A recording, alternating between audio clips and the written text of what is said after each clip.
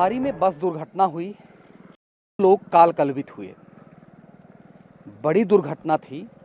वजह क्या थी? हम लोग ग्राउंड जीरो पे हैं, हमारे सहयोगी भी हमारे साथ हैं, लेकिन सबसे पहले हम आपको दिखा दें वो घटना स्थल जहां पर बस गिरी थी। ये वो जगह है जहां पे बस गिरी थी। सड़क से लगभग 25 से फीट से ज़्यादा की गहराई है जहां पे बस गिरी। अब आपको वो जगह हम दिखा दें जहां से बस आ रही थी। ये वो रास्ता है जिसमें बस आ रही थी। केडिया डिस्टिलरी की बस बताई जा रही है कि वो आ रही थी। यही वो रास्ता है जिस तरफ से बस आ रही थी। और उसके बाद बताया जा रहा है कि बस जब यहाँ पहुँची है तो एक पिलर से टकराई है, और पिलर से टकराने के बाद ड्राइवर ने अपना नियंत्रण खो दिया और बस सीधे 25 से 30 फीट नीचे चली गई। अब जो बदला है उसको जरा देख लीजिए। जिला प्रशासन तैयारी कर रहा है। आनन फानन में ये पिलर लगाए जा रहे हैं, आप देख लें। पहले ऐसे पिलर नहीं थे। अब नींद खुली है जिला प्रशासन की लोगों की जान जाने के बाद। यहाँ काम लगा हुआ है, मजदूर काम कर रहे हैं। ये कब काम शुरू हुआ भैया? हाँ जी। कितने बजे आप लोग आए हैं? हम लोग आए थे, उतना टाइम तो भीड़ था। अब 1 बजे लंच के बाद काम कर रहे हैं। क्या हुआ था, कुछ जानकारी है? नहीं। यहाँ कुछ कोई घटना उठना हुई थी? नहीं। कोई घटना नहीं हुई थी। हम लोग आए थे, हम सभी उधर काम कर रहे थे। आपको ये जानकारी है कि यहाँ कोई घटना हुई थी? पता नहीं जानते। चलिए, स्थिति यही है कि सड़क यहाँ की खराब है, प्रशासन को पता नहीं है, और ये पता न रहना ही जिला प्रशासन को पता नहीं रहता है कि कुछ होता भी है। बहरहाल अब नींद खुल गई है अधिकारियों की। यहाँ पर बैरिकेटिंग की व्यवस्था पिलर के माध्यम से की जा रही है। जहाँ लोगों की जान गई थी, जहाँ पर लोगों की जान जाने की बात कही जा रही है, उस घटनास्थल पर आप देख सकते हैं कि पुलिस के बैरिकेटिंग करने के जो सिस्टम है वह भी लगे हुए हैं। रस्सी लगा दी गई है ताकि कोई उधर जा न सके।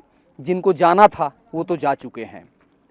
सवाल यहाँ से उठ खड़ा हो रहा है कि जिन लोगों की जान गई, माँ का आंचल जो सूना हुआ, बहन की कलाई अब कभी उस राखी को बांध नहीं पाएगी जिसका भाई काल कलवित हो चुका है।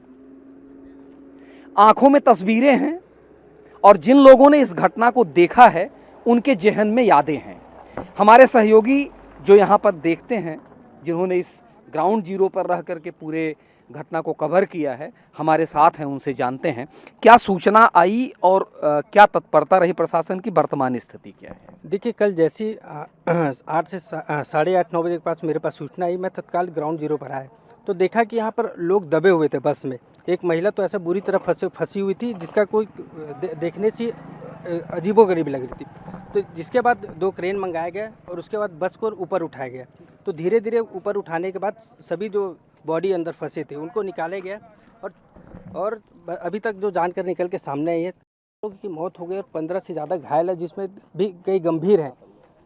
तो इसके बाद जो जिला प्रशासन और पुलिस विभाग की टीम यहाँ पर आई और सबके इलाज करवाई। और जो जानकारी निकल के सामने आई है, जो बस ड्राइवर था वो तो केडिया से अपने उनके कर्मचारियों को लेकर आ रही थी। तो उसी दौरान जो केडिया रोड पे है वहाँ पर खाई है, वहाँ पर 25 से 20 फीट का है। वो जैसे वहाँ पर पहुँची तो उसका बताया जा रहा है कि लाइट बंद हो गया, उसके बाद से अनियंत्रित होकर यहाँ खाई में गिर गई है। ये जो खाई है, ये जो इतना गड्ढा दिख रहा है, ये कब से है यहाँ पे? और माने ये जो सड़क है ये पूरे रूप से बनाई भी नहीं गई, और इस तरह का परिचालन जो होता है इस पर प्रशासन की कोई नज़र? देखिए, जो यहाँ के हमने स्थानीय लोगों से बात की तो उन्होंने बताया कि 20 से 25 साल से ऐसी गड्ढा पड़ा हुआ है, जो और दोनों तरफ है। और जो यहाँ पर जितने भी यहाँ इस रोड पे जो गाड़ियाँ चलती है वो केडिया की ही गाड़ियाँ चलती है।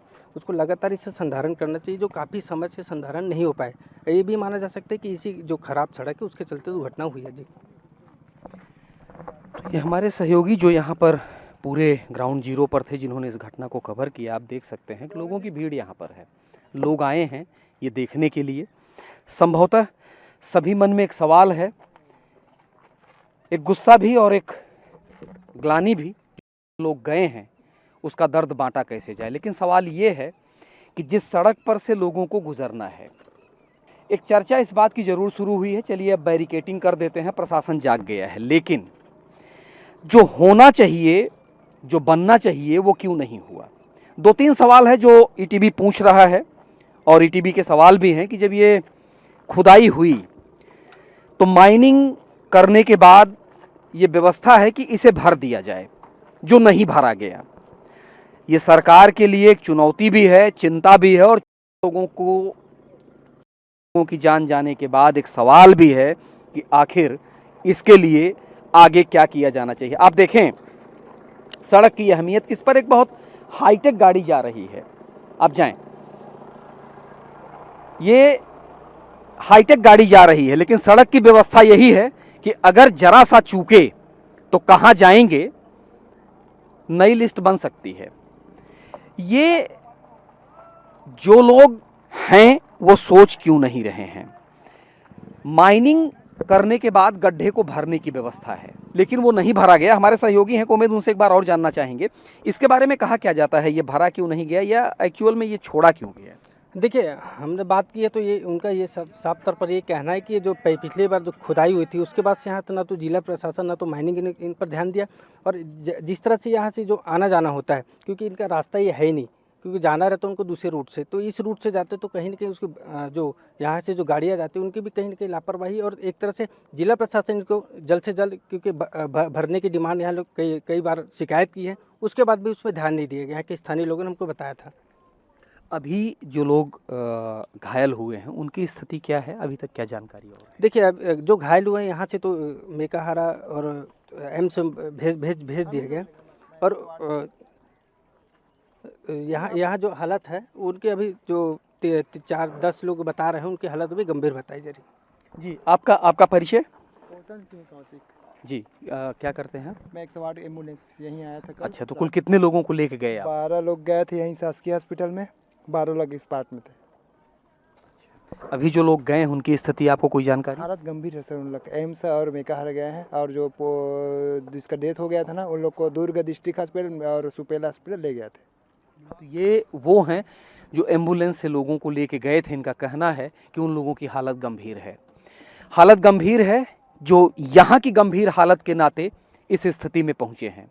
एक बार जिला प्रशासन, सरकार, माइनिंग, सारे डिपार्टमेंट को ये सोचना होगा कि या तो इस रास्ते को बंद करें या फिर इस रास्ते को इतना व्यवस्थित करें कि आने वाले समय में फिर कोई ऐसी घटना न हो जिसमें असमय इतने लोगों की जान जाए।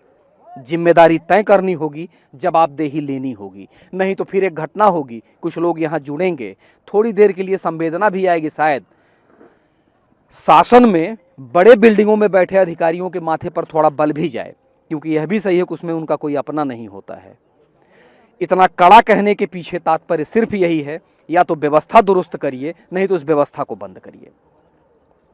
कैमरामैन मिथिलेश के साथ भूपेंद्र दुबे, ईटीवी भारत, छत्तीसगढ़, रायपुर।